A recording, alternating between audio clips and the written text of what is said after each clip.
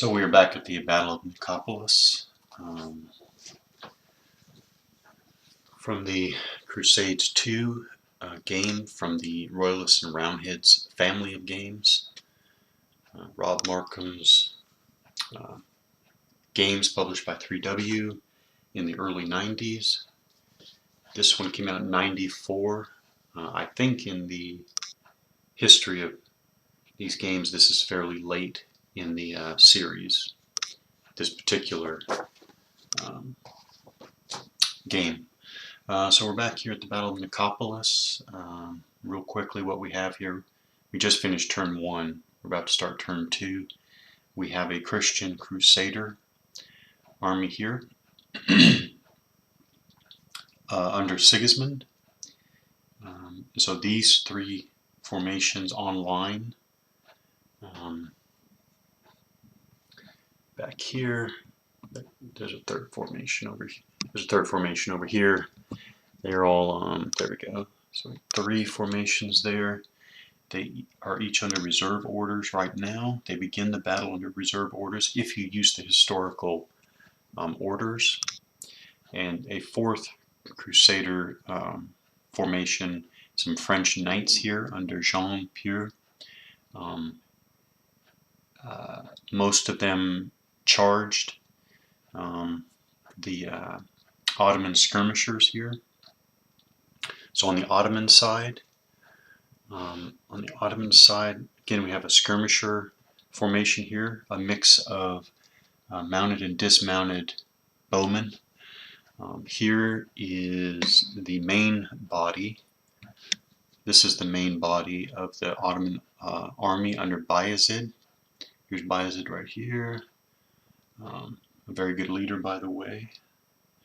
So he has Janissaries and Sipahis here. And finally, way over here on the other side of this steep slope is a formation of Serbian cavalry under the Prince of Serbia,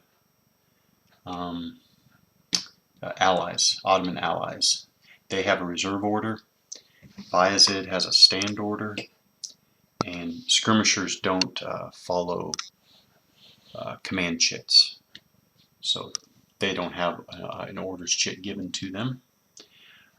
So as I said, we will start turn 2.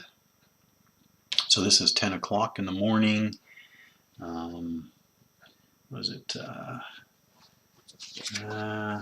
1396 AD? 1396 AD. The Ottomans are the first player in the game.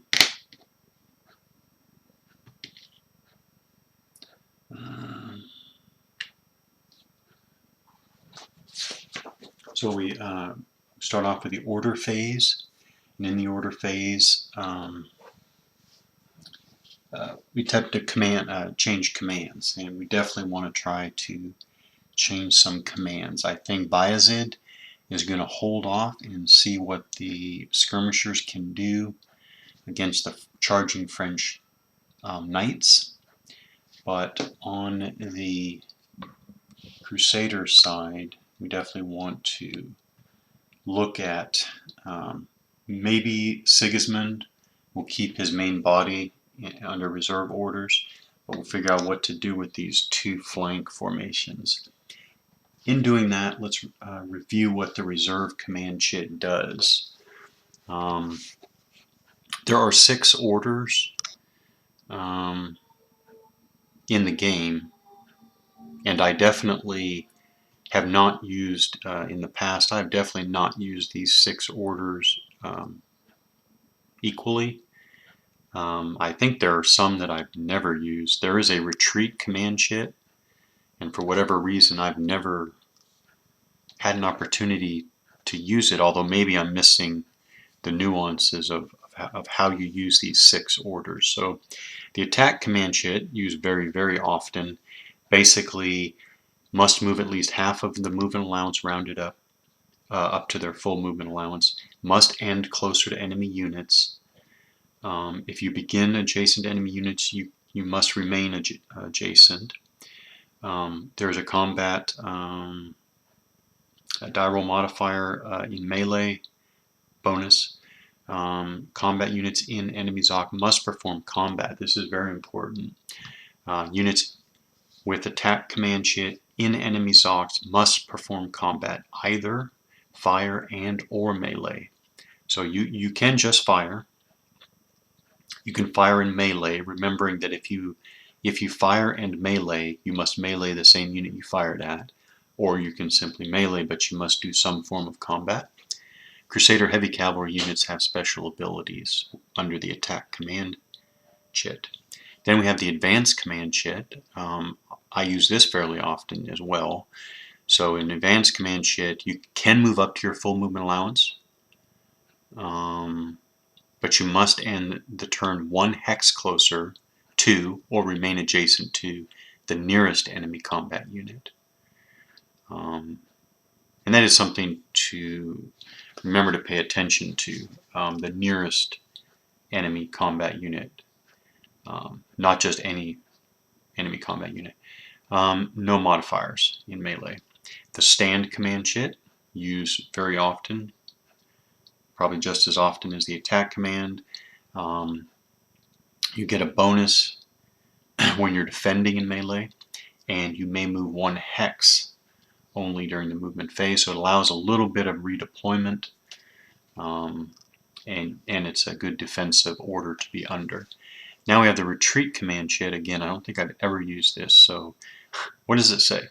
All combat units in command using the retreat command chit may move up to their full movement allowance during the movement phase. They must end the movement phase at least 1 hex further away from the enemy combat units than they started. Okay, so it's the reverse of the advance. It's the inverse of the advanced command chit. So I guess, I can understand why you'd use the command retreat command chit to get out of maybe a combat situation that's starting to go against you. But in my games in the past, I've either let the units continue on even if they grind away, even if they continue fighting and grind themselves away, but I generally respond by moving in fresh units. But I should look at more opportunities to use the retreat command chit. Then we have the reserve command chit. So remember, all 3 of these rear formations in this battle begin with the reserve command chit. So all combat units in command using the reserve command chit may move up to their full movement allowance during the movement phase. They may never enter a hex that is closer to an enemy unit than 5 hexes away. So basically you're using the reserve command chit to maximize movement away from the enemy. Reserve combat units that begin a turn closer than 5 hexes to an enemy unit must, if they move, do so in such a way that they end the movement phase, that at the end of the movement phase they are 5 or more hexes away from the closest enemy combat unit. Okay, and then muster is a unique one. I have been forced to use that. Basically just look for if at least 2 combat units of a force are either routed or destroyed, a commander a leader, may change his command to muster, which allows him to pull out, and it helps to regroup forces, basically. Yeah. Okay, well, oh, okay. So, attacking and advancing. Okay, so attacking and advancing, you're going to have to get closer to the enemy. Whereas if you want to maneuver without having to get closer to the enemy, then you would use a reserve command. Oh, it finally clicks. Got it now. Okay.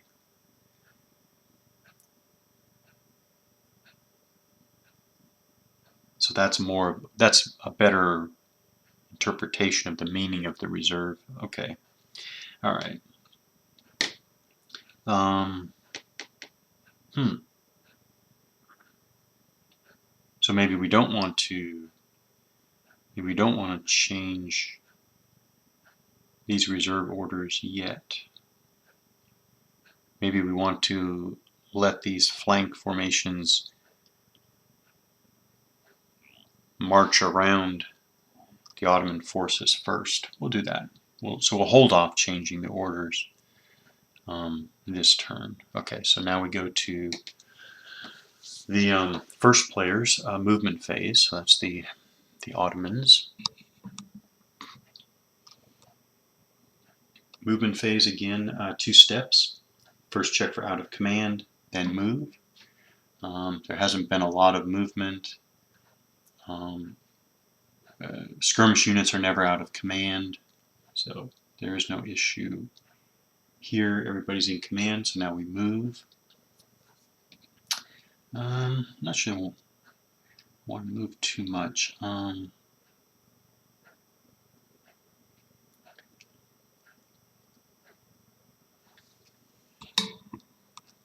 Let's do some example moves here. So here we have a Janissary infantry unit. Yes. So first, facing change is free, which also must be, talked about this before. The free facing movement has to be used at the beginning of the move. So free, so 0, 1, 2, and then 3. I pay 1 for that last facing movement. Same thing here. So again, 0, 1, 2, 3. So we have some basic. We moved from here. Free facing movement, 180 degrees for 0, 1, 2, 180 degree facing, which now costs 1, which is 3, which equals his movement allowance of 3, lower right of the counter there. Alright, so we'll kind of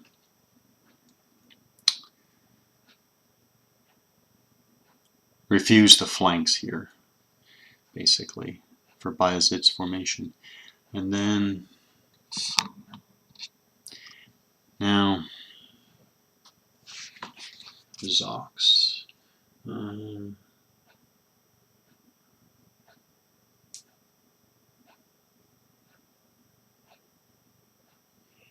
Entering, okay, so we have some skirmish units here, obviously. My question is, for review, can skirmish units enter enemy Zox? And I don't think that they can, but let's see.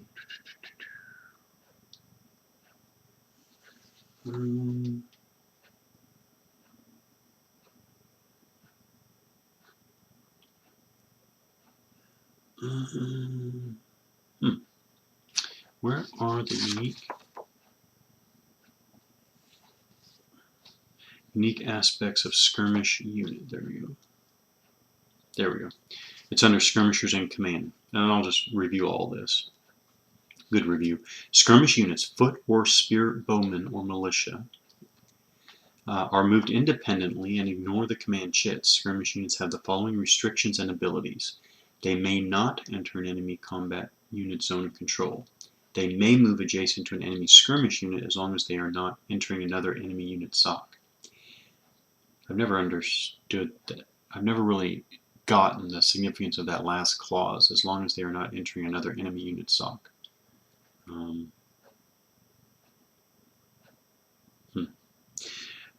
They may always retreat up to 3 hexes from an enemy infantry unit zone of control before the combat phase begins, that is, before the start of fire combat, and therefore before they themselves can fire.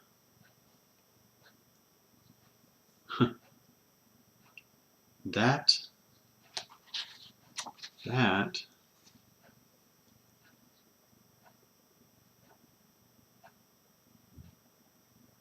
you know, that's a little rule I've been missing. That really needs to be in the sequence of play. So they may always retreat up to 3 hexes from an enemy infantry unit zone of control. Infantry is italicized here.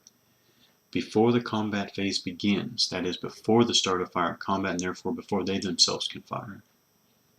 They may retreat up to 3 hexes from enemy cavalry unit zone of control before the combat phase begins, but only if the enemy player rolls 8, 9, or 10 for the skirmish unit. Yeah, I definitely missed this. Skirmish units may retreat through enemy zones of control. So now I see that. So now there are 2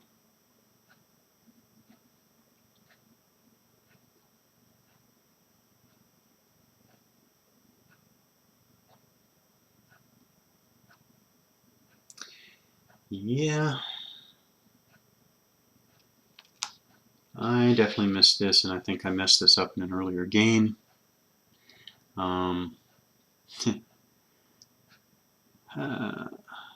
Okay, so basically there are skirmish units retreating from an enemy ZOC before combat, do so before fire combat. So really there are 2 options to retreat before combat. There's the one for skirmish units retreating from infantry enemy ZOCs, which is done way at the beginning of the combat phase before anything else.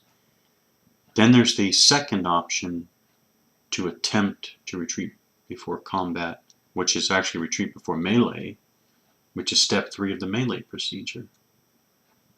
And I never even noticed the difference. I thought these were references to the same thing. Alright, so, well, in any case, skirmisher units cannot enter the zone of control of enemy combat units. So, okay, but what they can do, try to move around. Oh, but this routed unit doesn't. Oops, that's my routed unit. We can at least try to close in around the French knights, right? So, again, skirmish units don't worry about facing, although I do like to, just for the visual appeal,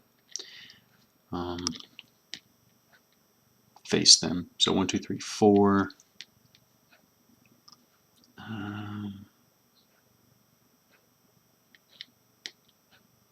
1, 2, 3, 4, 5.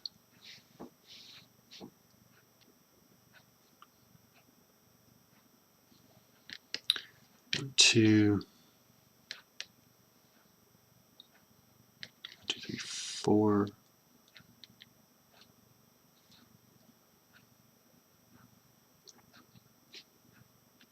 1, 2. Oops.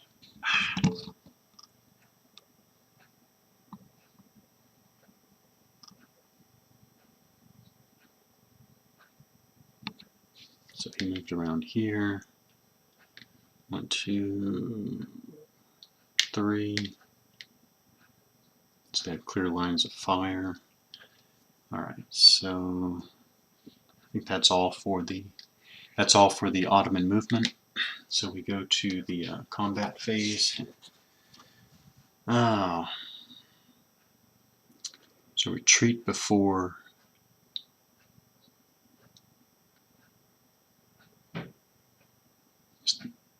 the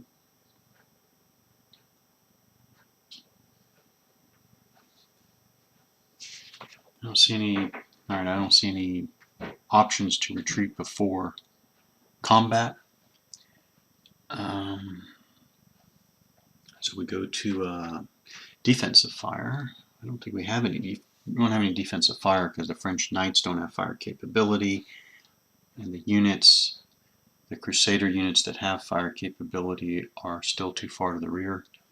Now we go to offensive fire. We got quite a bit because all of these skirmishers get to launch their ranged attacks. So let's go from left to right. So we have the mounted. I'm sorry, these are dismounted bows over here. So those are bowmen. They have a range of 3. So they are each firing 2 at the French knights there. Let's see if they can get any hits. There's no modifier at range 2, but there's -1 for Crusader heavy cavalry as a target. So they roll and -1, misses, and misses. So they both missed. Over here, mounted bows have a range of 2 and a -1. Ooh. So they have minus. Oh no, he's at range 1. Okay, at range 1 there's no modifier.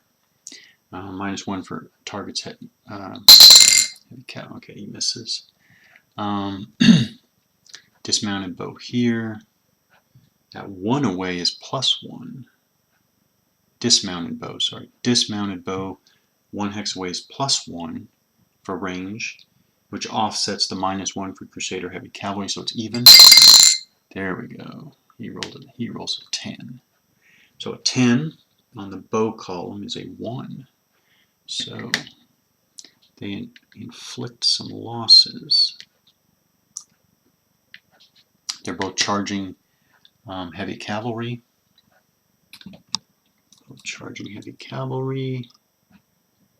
Step loss.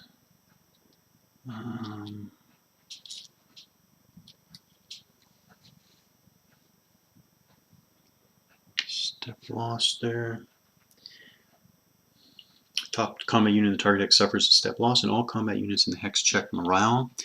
They are stacked with a leader, Jean-Pierre, so they will subtract 1 from their morale rolls. So on top, we need to figure out whether, I think the 1 step loss reduces his morale by 1.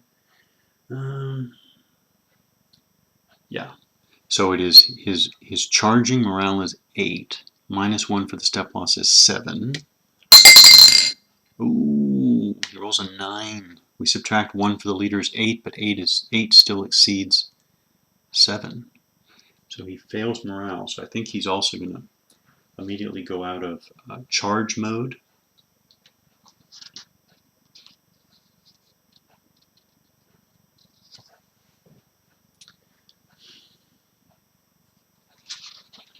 That is probably under the Crusader Heavy Cavalry.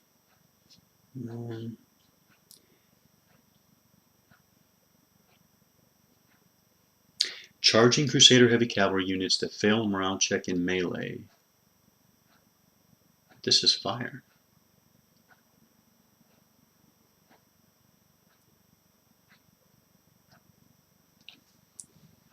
Now that doesn't make... I don't see how they could stay in... He failed morale check, so he's going to rout. And if he routs, I don't see how he can stay in charge mode. Well, I'll make the call. I don't see how he can stay in charge mode. So he's going to flip. He has his step loss, and he's going to rout.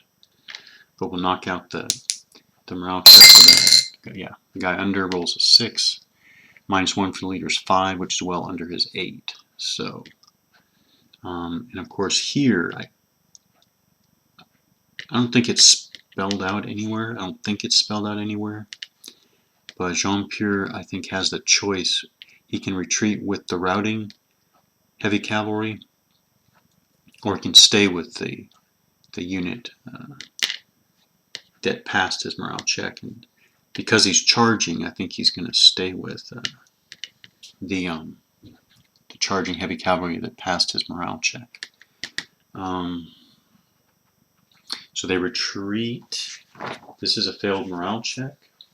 So it should be 1, 2, 3. It should be 1 to 3 owning player's decision. So he'll just go, well, I assume he's going to rally soon. So I don't have manual dexterity this morning.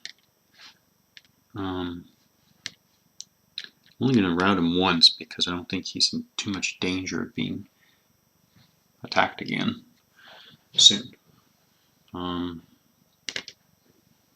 I'll be right back.